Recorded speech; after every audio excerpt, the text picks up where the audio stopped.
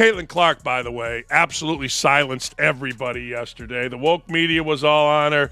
I hate to even mention this complete jackass, Jamel Hill, and others were all in her business. It's white privilege. She hits these threes. Man, I don't give a damn if it's white, black, or green privilege. Jamel Hill, she blames the media for covering Caitlin Clark. She's tremendous on television. What a missed opportunity for the national media to really evaluate who she was as a person. Why? Whereas it feels like our black athletes get the same amount of coverage, whereas for black athletes to get the same amount of coverage or even fair coverage, there has to be something extra beyond basketball. No.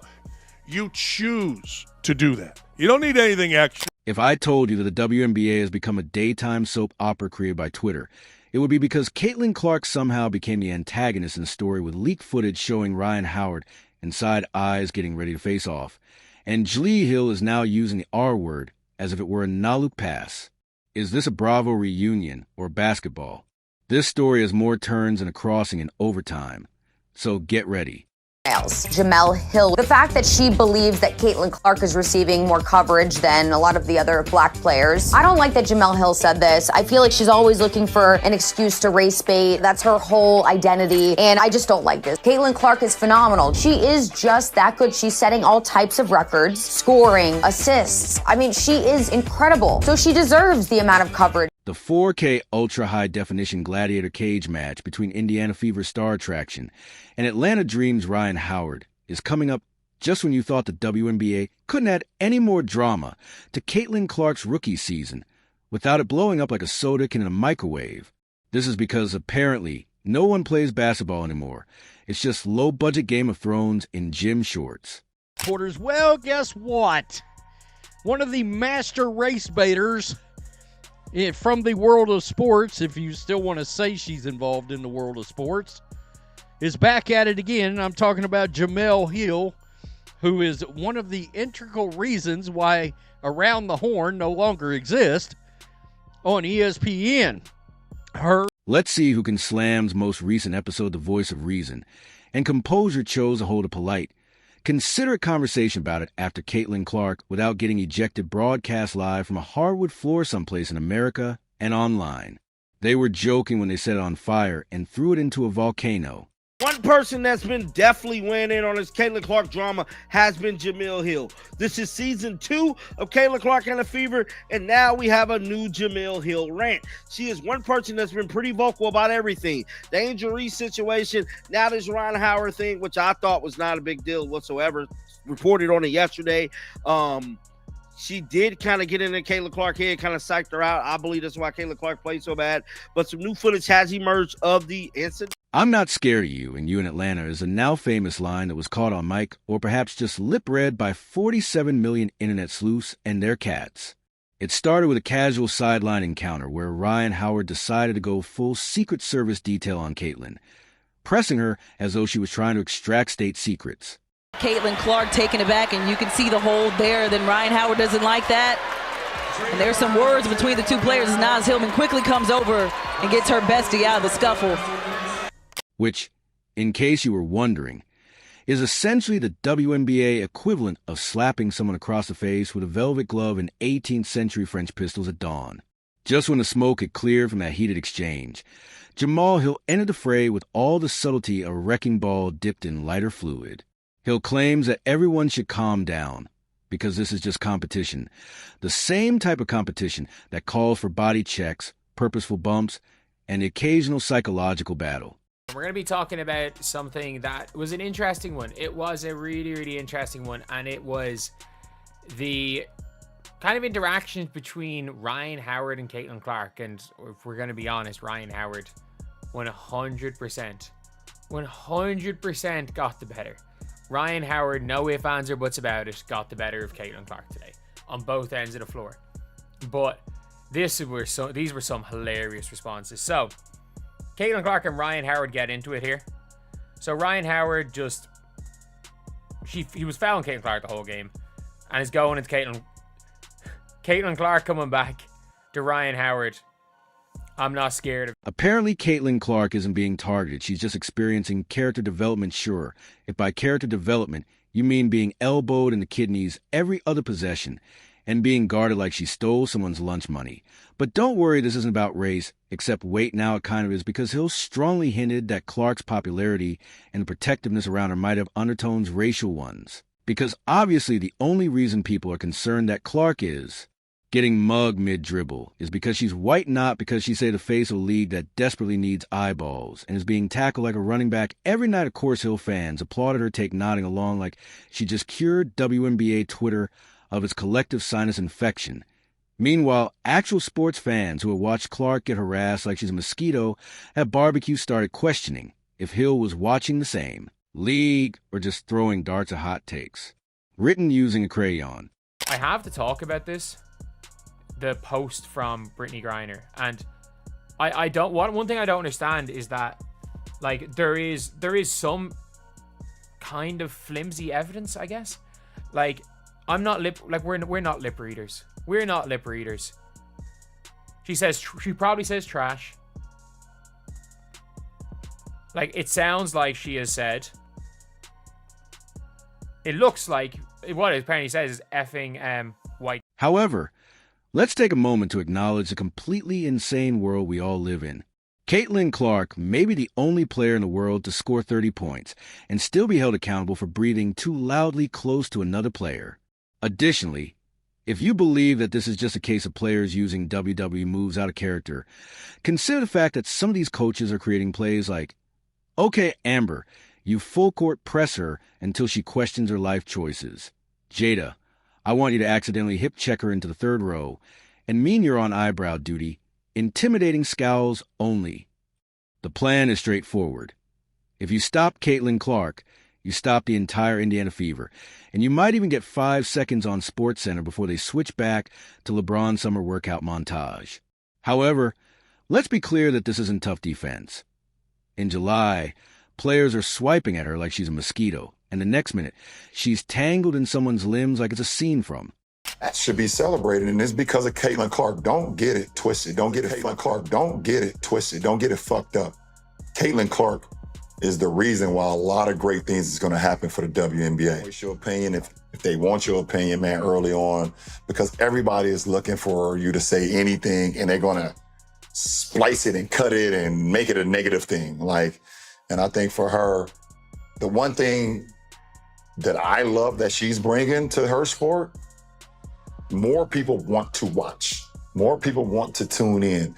I saw for the first time that they had a charter. However, each time a player is checked into next week, the media reacts with loud, "Man, that's just basketball." Actually, I played basketball, so I never had to think about donning a mouth guard to keep from biting my own tongue when I was in a headlock. Since nothing screams normal basketball contact like walking into someone's back at the speed of sound out of pure animosity, the situation has gotten so bad that Caitlin probably looks under her bed for defenders before going to sleep. Let's not forget the Kennedy Carter incident. It was pent-up Twitter wrath, not defense, and now it's Rhyne Howard's turn. The icing on the cake on this fiery Sunday is yet another episode and chapter about how to act like this is simply a hustle when it's actually a mugging. Retweeting the video and giving a speech to everyone as if she were the WNBA Supreme Court, Jamal Hill is essentially urging fans, calm down, peasants. This is how competition works. It's not targeted. It's not excessive. It's just spirited aggression wrapped in a hug of animosity. The league's most recognizable player is being continuously targeted by Clark, who is out there getting cross-cheated as though she owes someone child support. But don't worry. It's just intensity. She's even wearing a jersey that reads, "Please tackle me. I enjoy it." Every other player will be Caitlin Clark's nasty stepsister, attempting to push her down the stairs and steal her shoes if she were a Disney princess. But it was a rough night for Caitlin Clark and the Indiana Fever. Last night, she only scored 3 points and a blowout loss to the New York Liberty. But it was a game on Saturday between the Fever and the Chicago Sky that had a lot of people talking. Fans were so hyped for Caitlin, Angel Reese, and Camila Cardoso to all be back on the same court. However, the moment that made headlines, this right here, the hard foul involving. And the WNBA leadership is doing a fantastic job of protecting player safety. I mean, they're hiding under their desks hoping that the ratings won't drop if Clark decides to play overseas next season, where it's rumored that basketball is actually played with get this rules. And let's talk about the league's leadership once more, shall we? Because while Caitlin Clark is out here being treated like she's trying to cross enemy lines, the top brass is silent. And if you listen carefully, you can actually hear the silence of leadership in Dolby Atmos. Now, I know what some of you are thinking. Well, she asked for it. She's popular, so it's open season. So that's the reasoning. Now, better warn Beyoncé to watch out for elbow drops at her next concert. Clark is now being portrayed as though she attempted to cheat on American gladiators, making her the Hunger Games tribute of women's basketball. The league, networks, and fans all crown her the face of the WNBA. Not her. Fouled out at 6, and it was the ticky-tack fouls, and again, Caitlin Clark doing a little bit of an acting job. Not sure if that was actually a foul, but again, that's for the ticky-tack fouls that we were talking about earlier. He's literally driven so many eyeballs to the game. Like they ain't flying commercial, they're flying charter. They're gonna make more money. They're playing on ESPN consistently. People are actually talking about it. Now they talk about it through the vein of Caitlin Clark. You're never going to hear a topic on ESPN discussed that doesn't involve Caitlin Clark somehow, most likely. It's important to acknowledge that this plan to beat her into submission is arguably the worst one since Cats was rebooted. You think it will work in the long run, but spoiler alert, it won't, because if Caitlin Clark gets hurt or worse, walks away, then congratulations. You just lost your golden goose and sent her to the EuroLeague, where she will be scoring 50 points per game while sipping espresso and being defended with actual basketball skills. This is where the WNBA should be extremely concerned, because Clark will take millions of fans with her. The same fans who finally discovered the WNBA to be engaging, marketable, and interesting. The same fans who purchase tickets, jerseys, and ESN Plus subscriptions just to watch it get slammed like it's WrestleMania Rookie Edition, while trying to promote a double overtime nail-biter between Connecticut and Chicago that receives fewer views than a cooking tutorial for toast. The WNBA will be left wondering where all the cameras went as she leaves. Look, this isn't about protecting Clark because she's a princess. It's about not normalizing assault as a defensive tactic. This isn't hockey. You don't have to fight someone every time they make a three-pointer. Caitlin Clark's treatment by other players on the court is just getting to be egregious. Because as we saw Trinity Carter, she hip-checked Caitlin Clark from behind, at the same time calling her the B word. You could see Angel Reese over on the sideline cheering. This is treatment that Caitlin Clark is receiving for very specific reasons. I think we really need to focus on the race part of all of this, because I do believe that if Caitlin Clark were this amazing and she were not white, nobody would have an issue with it. They probably would be propping her up, celebrating her greatness. And another question that I keep asking myself when reading the coverage on this is, what would happen if the roles were reversed? Although Clark is a professional athlete and should be challenged, there is a distinction between competitive fire and a full-fledged vendetta. What we're seeing now isn't defense. It's a contact sport plus a personal grudge minus the whistles. And you know what the most ironic part is? Clark probably doesn't even want the protection. She's out there playing her guts out, not flopping for sympathy. But that doesn't mean she should be used as a punching bag for every frustrated guard with a chip on her shoulder and a Twitter beef to settle the saddest part of all. I can't even imagine this is. Fun for her anymore. Every game feels like it's just a countdown to the next incident, the next altercation, the next ridiculous hot take about how she brings it on herself. It's absurd the players are acting like they're being paid per show. The coaches are acting like Sun Tzu wrote their playbook. And the league is acting like it'll all just sort itself out once the playoffs roll around. News flash, it won't not unless the WNBA grows a spine, disciplines and nonsense, and starts treating its stars like assets instead of cannon fodder. One other thing I did want to talk about was the commentary, where it was slightly adversarial, kind of to the viewer and a little bit, I would say, to the WNBA. They were pounding heavy that this is how the women want to be treated. Unrivaled has gone above and beyond with the amenities for the players, down to having estheticians there. Of course, they have childcare options. They have, the gym, for complete first-class facilities in every aspect. And this has been, something that the players have really celebrated, and it seems like it's a directive from, the league, Enjoy the craziness until then. Next week, the 9th episode of Who Assaulted Caitlin Clark, which is supported by Advil bandages and blind referees, will broadcast. Stay tuned or don't, because if this keeps up, Caitlin might be tuning out for all of us. And here we are, folks, smack dab in the center of what appears to be the WNBA's version of a political thriller. complete with locker room espionage sideline surveillance, and a superstar being hunted like she's the last golden goose at a bankrupt's farm, except this time the goose talks back, drains threes on the logo, and is apparently guilty of existing too loudly. Now, let's just be clear, this whole thing has gone from basketball to bizarre faster than a technical foul on a bad call. We're not even pretending anymore. Somewhere between Caitlin Clark's jump shot and Rhyne Howard's defensive death stare, this stopped being about the game and turned into a Shakespearean drama about race status power and whether or not a rookie is allowed to dribble in peace without catching a flying forearm to the solar plexus. Because apparently if Caitlin Clark so much as breathes too hard near a defender of the WNBA, transforms into a gladiator pit, but when she claps back with some spicy sideline energy, oh no, now it's a racial controversy. Suddenly we got PhDs in sociology logging into Twitter to diagnose microaggressions between layup.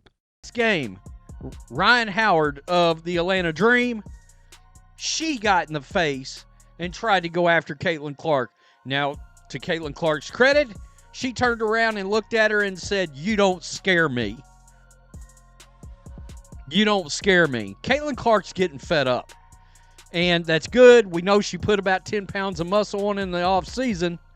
But nonetheless, these people want to try to tell you this is not about race? Stop the nonsense. And then Jamali Hill appears, swinging her trademark hammer of hot takes with all the subtlety of a wrecking bowl in a Chinese shop. According to her, this is all just sports. Healthy competition, and there is nothing to see here. Keep your hands and logic inside the ride. But here's the thing. When every other game ends with Caitlin getting bumped, bashed, barked at, and nearly killed, it's no longer competition. Instead, it's a scavenger hunt for her ACL. Now, let's turn to the true tragedy in all of this. Who in the world still finds this amusement? Caitlin Clark entered the league with the intention of revolutionizing women's basketball, but instead she's been given a front row seat to a full-fledged hazing ritual. At this point, I wouldn't be shocked if the league office gave her a Kevlar vest and a waiver form as a welcome gift because, let's face it, this isn't just physical defense. It's targeted warfare. Some of these teams are treating protecting Caitlin Clark as though it were a Game of Thrones quest to defeat the Chosen One and inherit the throne of relevance. Coaches are creating CIA-style defensive plays. You pretend it's merely part of your defensive stance as you glare at her menacingly while sweeping the leg and blocking her with your complete body weight.